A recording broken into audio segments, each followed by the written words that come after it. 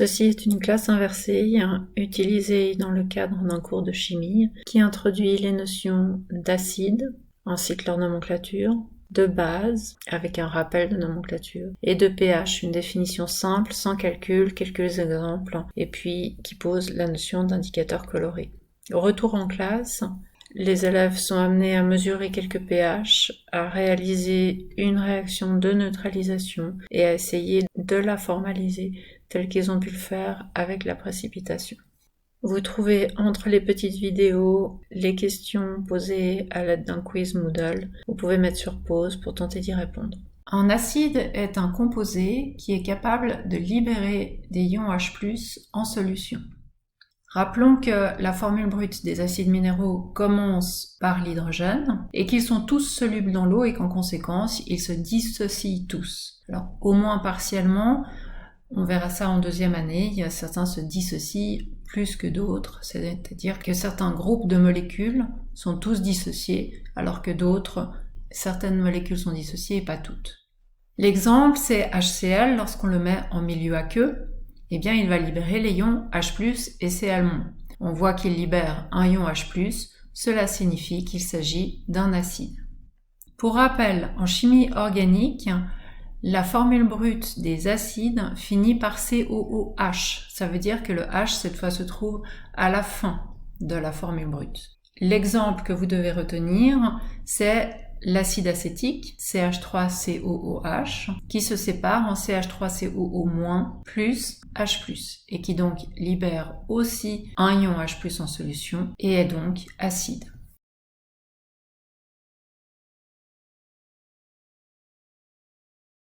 Les noms des acides prennent une forme un peu particulière. Ils commenceront toujours par le terme acide, mais ensuite il y a une sorte de conjugaison qui découle du nom de l'ion qui constitue l'acide. En effet, un ion qui finit en ure donnera un acide qui finit en hydrique, un ion qui finit en ate donnera un acide qui finit en ique, et un ion qui finit en ite donnera un acide qui finit en e. Prenons quelques exemples. Dans H2S, nous avons l'ion S2-, sulfure. Ainsi, l'acide sera l'acide sulfhydrique. Dans H2SO4, nous avons l'ion SO4-2-, sulfate. Ainsi, nous aurons affaire à l'acide sulfurique.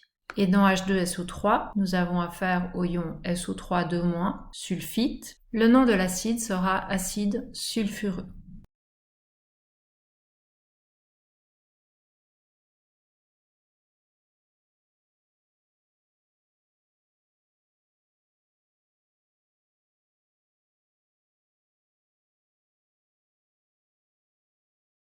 Une base ou une substance dite alcaline est capable, elle, de capter des ions H+ en solution.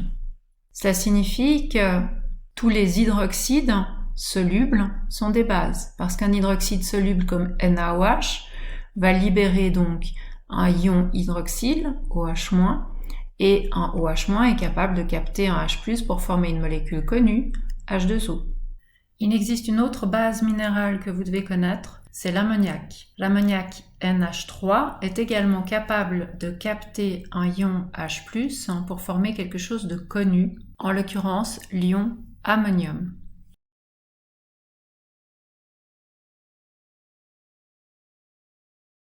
Nous avons déjà appris à nommer les hydroxydes. Il suffit d'utiliser le terme hydroxyde et puis de suivre par le nom du cation dont il est formé, en sachant que si le cation est en métal, eh bien il n'y aura que le nom du métal. Si on a affaire à un métal de transition, eh bien nous aurons besoin d'indiquer en parenthèse la charge de celui-ci, parce que généralement, un métal a qu'un seul nombre d'oxydation et un métal de transition en a plusieurs. À vérifier toutefois, au premier coup d'œil, vous avez une information, normalement il n'y en a qu'un, mais vérifiez, il y a quelques exceptions.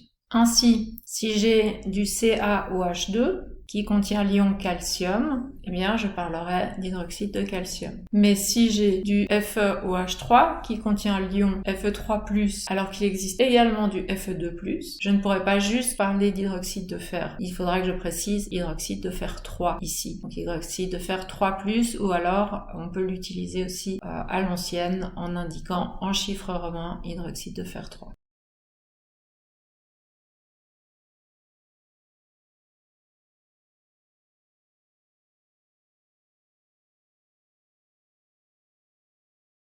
On caractérise l'acidité ou la basicité d'une solution par une échelle qu'on appelle l'échelle de pH, pour potentiel hydrogène.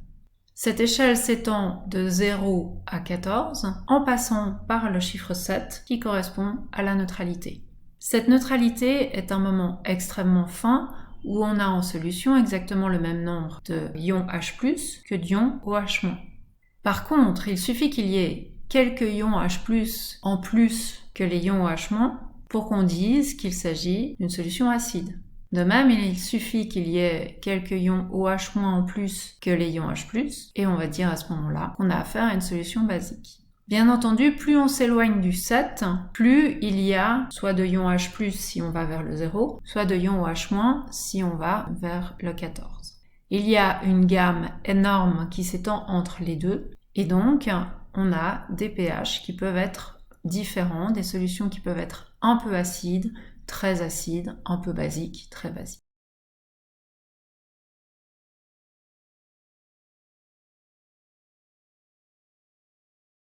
On retiendra que les acides comme les bases sont généralement nocifs et corrosifs.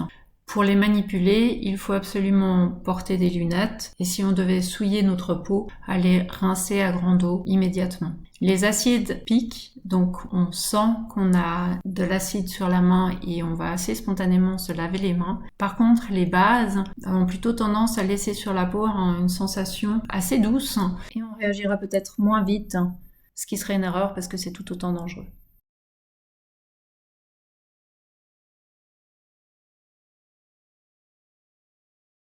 La substance qui a un pH neutre, c'est l'eau. On note que nous avons dans notre corps des compartiments qui peuvent être très acides, comme par exemple les sucs gastriques. Et puis alors des bases, il y en a moins, mais on trouve à la maison les débouches canalisation, enfin certains débouches canalisation, qui sont faits à base d'hydroxyde. Et qui donc demandent qu'on prenne des précautions et qu'on porte des lunettes pour les manipuler, peut-être même idéalement des gants, et vraiment qu'on se lave les mains si on entre en contact avec la substance. Il y a toute une gamme de pH. On peut noter par exemple que parmi les produits ménagers, on en trouve qui sont basiques, comme par exemple la javel ou l'ammoniac. Les produits qu'on utilise pour se laver sont souvent un petit peu basiques. C'est le cas par exemple d'un bon savon de Marseille, peut avoir un pH assez élevé de 10, 11, ce qui est quand même déjà assez important. Et c'est pour ça que souvent on a la peau qui reste un peu sèche si on se lave le visage avec. Les shampoings aussi peuvent être un petit peu basiques. Vous en trouvez maintenant où on vante justement le fait qu'ils ont le pH de la peau qui est plutôt de 5,5, donc un pH plutôt acide. On trouve plus de substances acides dans notre environnement, notamment en cuisine. Le vinaigre a un pH de 3. Les jus de fruits aussi ont des pH assez bas. Le café a un pH de 5. Ici, c'était quelques exemples. On peut étudier finalement toutes les substances du quotidien et s'amuser à aller prendre le pH de toutes les substances qui sont dissoutes, puisqu'il nous faut une solution aqueuse pour pouvoir définir une notion de pH, de potentiel hydrogène, c'est-à-dire de quantité de ions H+ qu'on a en solution.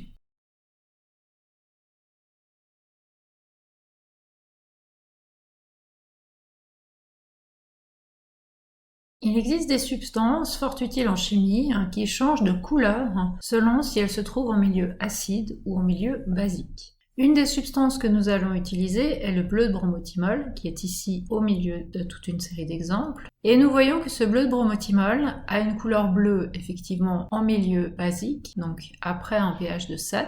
Il aura une couleur verte lorsque nous sommes dans un pH proche de 7. Et une couleur jaune par contre lorsque nous sommes en dessous de 6. C'est un indicateur coloré qui est fort pratique parce qu'il change à peu près à la neutralité. Ce n'est pas le cas de tous les indicateurs. On utilisera également du rouge de méthyle. On voit que le changement du rouge de méthyle se fait plutôt vers un pH de 5. Et il arrive parfois que l'on utilise d'autres indicateurs colorés. Vous en avez une liste dans votre table CRM.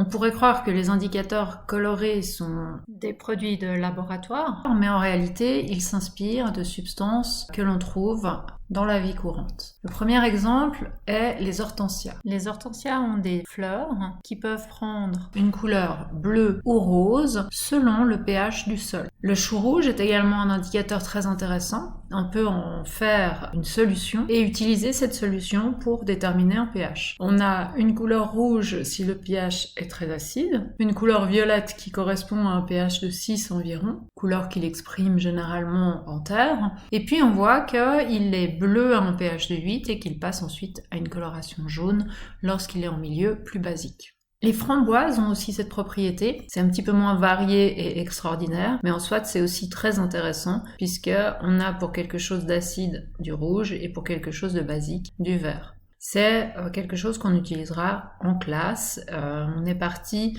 de fruits rouges qui ont été séchés et qu'on a simplement réhydraté en solution, puis on a filtré notre solution pour pouvoir l'utiliser comme indicateur coloré.